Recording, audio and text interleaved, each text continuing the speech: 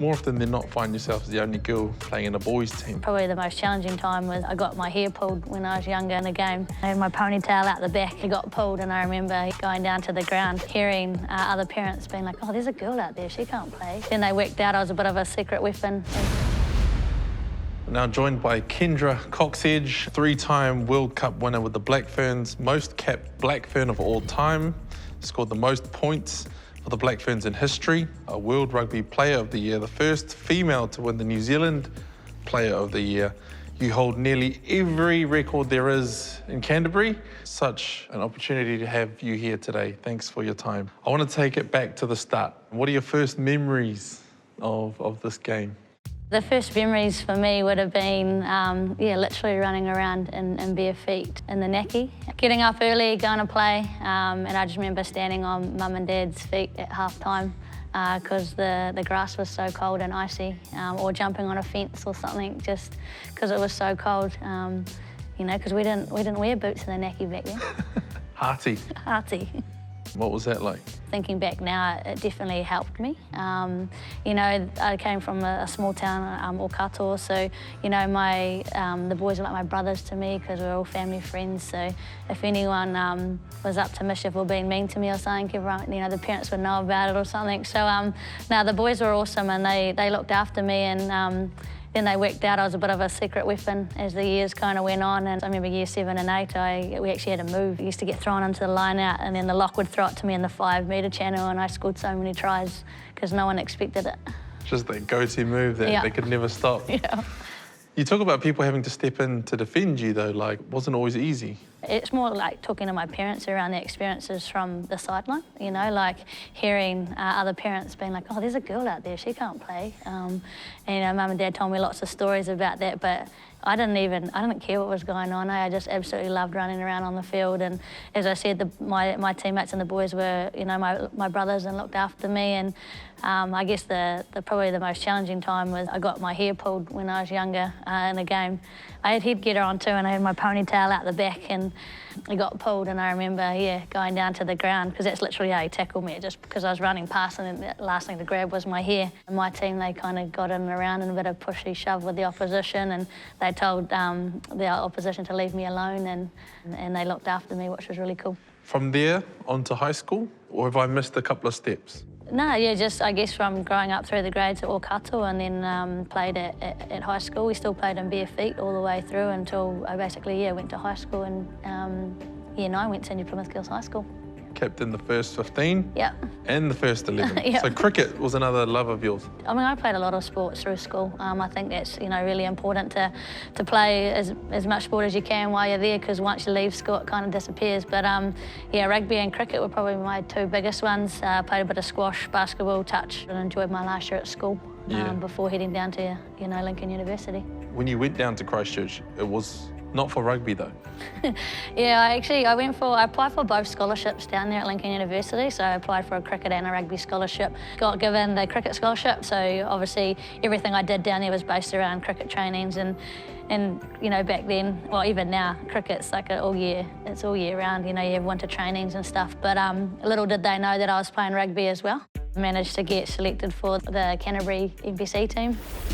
And then got selected for the Black Ferns. But also made the New Zealand A cricket team, but had to start having honest conversations that I was playing rugby too, and that was the first time I actually had to make a decision of where I wanted to go. But I just was loving rugby at that time, and a lot of people say, hey, I wonder where you would have got to if you chose cricket, but I never really think too much about that because I've just had a pretty awesome career with rugby. The debut for the Black Ferns. Talk to most Black Ferns, All Blacks. It's the debut that they always sort of talk about first in terms of the most fond memories. Is it the same for you? It really is. Even you just asking, I just get goosebumps. For me, it was 2007. It was actually in Wanganui, which was really cool for me because it was only a couple of hours south of the Naki. So I had a lot of family and friends come down in the crowd. It was against Australia and I was only 19, so you kind of just roll with it. I was thinking, oh yeah, this will be all good kind of thing. And then there's a lot of almost pressure that comes on in terms of the haka, like having to learn the haka. And then, so that was the biggest thing, he didn't want to get that wrong. But the first thing was obviously singing the anthem. So I was just, oh yeah, man, this is cool. It's something I kind of always dreamed of, you know, so wake up and all times of the night watching the All Blacks play overseas and whatnot, and stand and sing proud, do the anthem, and then you kind of get the opportunity to do it yourself. It's like a dream come true. And I'm not a huge emotional person, but I was bawling my eyes out. Like, I just had no control over my emotions whatsoever that game. The tears were flowing, and I feel sorry for the person I was standing next to, because it would have been like ugly cry, ugly voice. Not that I can sing anyway, but no, it was pretty cool. And then so you kind of flick into that, and then you have to sort yourself out, and then you go into the haka, and making sure, my biggest thing is I didn't want to get the actions wrong. I was okay about the words, but didn't want to get the actions wrong. And then I was lucky enough to be coming off the bench in a way, so had that time to sit on the bench and just get myself together and take a few deep breaths and soak up the game. Then I just remember being on the sideline waiting for them to chuck me on, and my family and friends were like going crazy. And then I ran on, and it was a scrum. And I actually just about put the ball on the wrong side of the scrum. It's definitely something that you don't forget. It's kind of very vivid in my mind, because it's just something that I always dreamed of doing, and for that dream to come true was pretty special. What I love about your story is that people that saw the sort of finished product towards the end, the real polished performer under pressure, it didn't start like that at all. You make your debut, but there are all these legends in the team.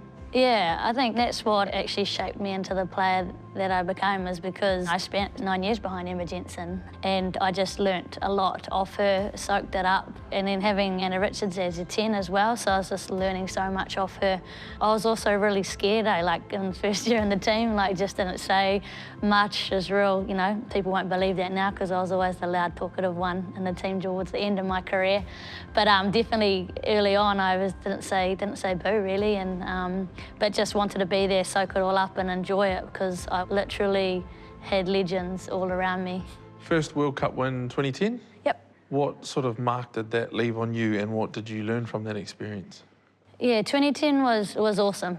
So still obviously surrounded by a lot of legends, knowing that was going to be their last World Cup. I just remember really clearly the World Cup final was against England. We were in England. We were at Twickenham Stoop, a massive crowd. That whole Twickenham Stoop was sold out. So we had a tough day with the referee that day. And we managed to come out and obviously win that, but the game was real tight. I think it was like 9-6 or something. Looking back on that, I'm so stoked that I got to watch the team out there. You know, someone like Renee Woodman-Whitcliffe, she was out there that day and absolutely carving up. Next World Cup, completely different experience. 2014 was a tough year, a tough World Cup for the Black Ferns. We actually lost in pool play to Ireland. Personally, probably think we may have took that game a little bit too lightly, a little bit complacent with it, and credit to Ireland, they actually played really well. I just remember them, when they found out that we weren't going to get into semis, they felt really bad. But I think that game was a real interesting game, but we just couldn't do anything. Everything was just kind of going wrong and didn't turn out the way we kind of expected it to. So that was huge, and that was the first World Cup that the Black Ferns had lost. Talk to me about your roles working in the game. Yeah. During this period as well. I've always been so lucky to work in sport that it supported me to do what I've been able to do, because there's some girls that really battled through their career. You know, we've got nurses, we've got teachers. It's been really tough for them to try and get time off work.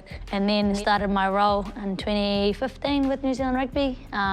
So yeah, women's participation manager for the South Island. So for me, I was like just living my dream. Every day I got to play rugby, and then I got to give young girls an opportunity to play the game and live the dream that I get to live every day. And I'm still back into it now, and I love it. And there's so many more girls. Like, I go down and watch rugby, and sometimes there's just all girls grades now, and I'm just like, wow, like what even is this? Because for me it was, you know, just me and the boys. So it's come a long way, and it's been an awesome journey to be part of that off the field as well. And I'll continue to lead the way, and making sure that girls can be able to play at any age and any stage. Kelvin R. Tremaine Memorial Trophy. What does that mean to you? It was a big year for me that year. I actually thought about retiring after 2017 World Cup, and then I remember talking to DJ Forbes, and I said, hey, like, when did you know it was time to retire? Because I had no idea. I thought you just picked a time and just did it, you know? He said to me, trust me, you'll know. And then I was like, okay, I don't really know yet if I'm asking you the question. And then turned around 2018, probably the best year of my career. Obviously Canterbury, successful Canterbury that year as well. And then just going to the awards and taking out all the awards. And for me, the rugby's not about that, eh? Rugby's not about those individual accolades. I couldn't do it without my team. But it was pretty special that evening. There was a lot. And I can talk through the whole evening in terms of, got the Whio Whamaseli medal, which is the Wharapama Cup Player of the Year, and then went up on stage and was New Zealand Women's Player of the Year. And I remember sitting up there and the Kelvina Tremaine was next. My name got called out and the whole crowd was just standing up, a standing ovation. And I was just like, whoa, like my whole body was like shaking.